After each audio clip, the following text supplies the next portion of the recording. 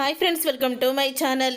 Pregnant అయిన నర్మద తనకి పిల్లలు పుట్టే అవకాశం లేదని డాక్టర్ ద్వారా గుండె పగిలే నిజాన్ని తెలుసుకొని షాక్ అయిన వల్లి, నిజంగానే వల్లికి పిల్లలు పుట్టరా? అసలు ఇదంతా ఎలా జరగబోతుందనేది ఈ వీడియోలో తెలుసుకుందాం. వల్లి భాగ్యం అందరూ కూడా నర్మదని బాగా ఇరికించామని చాలా సంబరపడిపోతూ ఉంటారు. తర్వాత ఇక నర్మదని వేదవతి కూడా అంటూ ఉంటుంది, మేమేమన్నా అడిగామా మమ్మల్ని పిలవమని? అయినా మీ నాన్న వాళ్ళు పిలవకుండా మమ్మల్ని ఎందుకు అక్కడికి రమ్మని చెప్పావు నువ్వు అని వేదవతి అంటూ ఉంటే, ఆగు బుజ్జమ్మ, ఎందుకు వాళ్ళని తిడుతున్నావు? ఇక వాళ్ళు మన ఇంట్లో ఉండే అర్హతనే కోల్పోయారు. వాళ్ళని ఇంట్లో నుంచి బయటికి వెళ్ళిపోమని చెప్పు అని అంటూ ఉంటాడు రామరాజు. ఆ మాట విని నర్మద అందరూ కూడా చాలా బాధపడుతూ ఉంటారు. అప్పుడే ఇక నర్మద అయితే రామరాజుతో అంటూ ఉంటుంది, మావయ్య గారు ఇలా జరుగుతుందని నేను అనుకోలేదు అని అంటూ ఉంటే, ఏం జరుగుతుందని అనుకోలేదమ్మా? వీడు 25 లక్షలు లంచం ఇచ్చి జాబు కొట్టాడని, జాబు కొనుక్కున్నాడని నీకు తెలుసా లేదా అని అడుగుతూ ఉంటాడు రామరాజు. అప్పుడే ఇక ఆ మాట విని ఒక్కసారి షాక్ అయిపోతూ, తెలుసు మావయ్య గారు అని నిజాన్ని బయట పెడుతుంది. నువ్వు కూడా ఆ నిజం తెలుసుకున్నాక మాతో ఎటువంటి నిజం తెలియకుండా ఏ అబద్ధాలు ఆడావు, ఏ మోసాలు చేశావు అని అంటూ ఉంటాడు నర్మదని. అంటే నాన్న, అసలు నర్మదికి ఇలా లంచం ఇచ్చుకొని నేను జాబ్ సంపాదిస్తున్నట్టు తెలీదు, నేను ముందు తనకు కూడా చెప్పలేదు అని అంటూ ఉంటాడు సాగర్. ఇక ఆపండి మరిది గారు, మీ నాటకాలు మాకు తెలియదు అనుకుంటున్నారా అని వల్లి అయితే మాట్లాడుతూ ఉంటుంది. మధ్యలో నువ్వు మాట్లాడకక్క అని అంటూ ఉంటుంది నర్మద అయితే. ఏంటి, ఎందుకు వల్లిని బెదిరిస్తున్నావు? వల్లి చేసిన తప్పేంటి? దానికి వల్లి వాళ్ళ అమ్మ ద్వారా నాకు ఈ నిజం తెలిసింది, లేకపోతే ఈ నిజాన్ని ఎప్పటికీ కూడా నాకు తెలియనిచ్చేవాళ్ళు కాదు మీరు అని అంటూ రామరాజు అయితే నిజాన్ని బయట పెట్టేస్తాడు. అది విని ఒక్కసారి, అయ్యో మావయ్య గారేంటి మా అమ్మ పేరు చెప్పేశారు అని షాక్ అయిపోతూ ఉంటుంది వల్లి. ఇక నర్మద అయితే వల్లి వైపు కోపంగా చూస్తుంది. ఓహో, వీళ్ళు చేసిన పని అన్నమాట ఇది అని అనుకుంటూ ఉంటుంది. ఇక నర్మద అయితే, అది కాదు మావయ్య గారు, ఈసారి మాత్రం ఏ తప్పు జరగకుండా చూసుకుంటాను. మీరు నాకు తండ్రి లాంటివారు, మా మీద కోప్పడకండి. జరిగిన దానికి నేను ఎంతో బాధపడుతున్నాను. కావాల్సింటే నేను క్షమాపణ అడుగుతాను మిమ్మల్ని, నన్ను క్షమించండి అని రామరాజు కాళ్ళు పట్టుకోబోతుంది. బుజ్జమ్మ, ఇక క్షమాపణలు అనేది ఉండదు, వాళ్ళని ఇంట్లో నుంచి బయటికి వెళ్ళిపోమని చెప్పు అని అంటూ ఉంటాడు రామరాజు.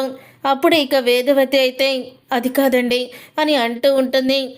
అంటే ఇంత అవమానం జరిగాక, మనల్ని వీళ్ళిద్దరు ఇంత మోసం జరిగాక కూడా చేశాక వీళ్ళ మీద నీకు ఇంకా జాలి కలుగుతుందా అని అంటూ ఉంటాడు రామరాజు.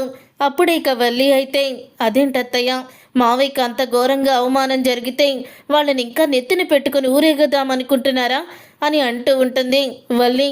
అప్పుడు ఇక నర్మద అయితే వల్లి వైపు కోపంగా చూస్తూ ఉంటుంది. అప్పుడు ఇక వల్లి అయితే, ఇలా కోపంగా చూస్తుంది ఏంటి, నిజాన్ని బయట పెట్టేస్తుందా ఏంటి అని అలాగే షాక్ అయిపోయి ఉండిపోతుంది వల్లి.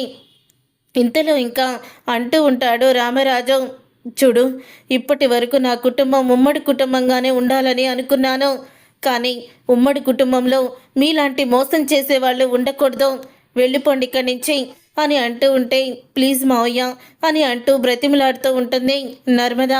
అప్పుడు ఇక సాగర్ అయితే, రా నర్మద అని అంటూ ఇక నర్మదని పైకి లేపి, వెళ్ళిపోదాం పదా అని తీసుకువెళ్ళిపోతూ ఉంటాడు. అప్పుడు ఇక వేదవతి అందరూ కూడా చాలా బాధపడుతూ ఉంటే ఇక వల్లి మాత్రం సంబరపడిపోతూ ఉంటుంది.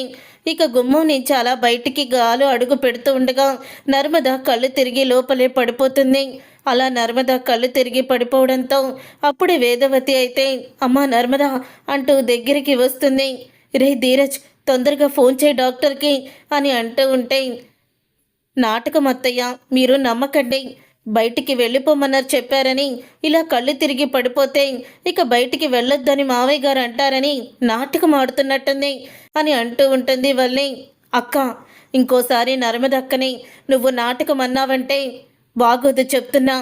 నువ్వు ఇప్పటి వరకు చాలా ఎగస్టాల్ చేశావు, ఇక మీద నువ్వు మాట్లాడావంటే మాత్రం నేను నోరు విప్పాల్సి వస్తుంది అని అంటూ ప్రేమ అయితే వల్లి నోరు ముయిస్తుంది. అప్పుడే ఇక భాగ్యం అయితే నువ్వు రెచ్చిపోకే అని అంటూ వల్లిని ఆపుతుంది. ఇక డాక్టర్ అయితే వస్తారు.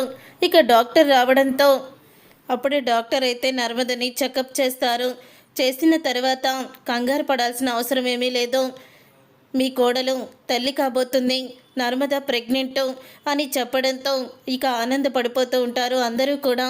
కానీ తను చాలా నీరసంగా ఉంది, తనకి చాలా రెస్ట్ అవసరం, లేకపోతే కడుపులో బిడ్డకే ప్రమాదం అని అనడంతో అప్పుడే ఇక రామరాజు, వేదవతి అందరూ కూడా షాక్ అయిపోతూ ఉంటారు.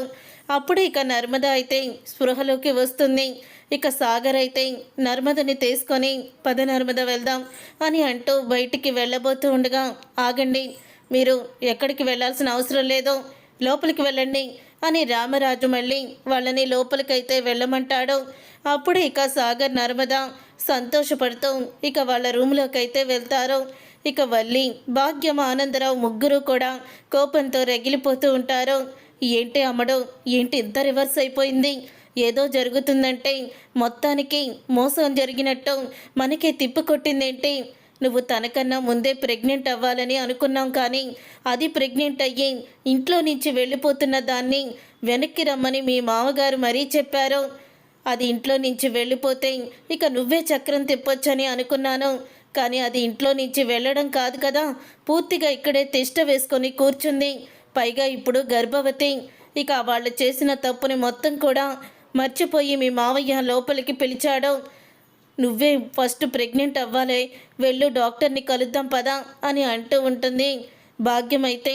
అప్పుడే ఇక వేదవతి అయితే, చూసావా వల్లి, ఆ భగవంతుడు ఎలాగా మమ్మల్ని రక్షించాడో, నర్మద బయటికి వెళ్ళిపోయాక ప్రెగ్నెంట్ అయితే ఎంత కష్టమయ్యేదో, మీ మావయ్య గారు నర్మద ప్రెగ్నెంట్ అని దయచూపి ఇంట్లోకి రానిచ్చారు, అంతే చాలు, నిజంగా నర్మద ప్రెగ్నెంట్ అయినందుకు ఎంతో ఆనందంగా ఉంది అని వల్లి ముందే నర్మదని పొగుడుతూ ఉంటుంది వేదవతి. అప్పుడు ఇక వల్లి కుళ్ళుకుంటూ ఉంటుంది. అమ్మ పదవే, వెళ్దాం డాక్టర్ దగ్గరికి అని డాక్టర్ దగ్గరికి వెళ్ళి చెకప్ అంతా కూడా చేయించుకుంటుంది. ఇక వల్లి అయితే అలా చెకప్ చేయించుకున్న తర్వాత అప్పుడు ఇక డాక్టర్లు అయితే రిపోర్ట్స్ రావడంతో వల్లిని అలాగే భాగ్యాన్ని లోపలికైతే పిలుస్తారు.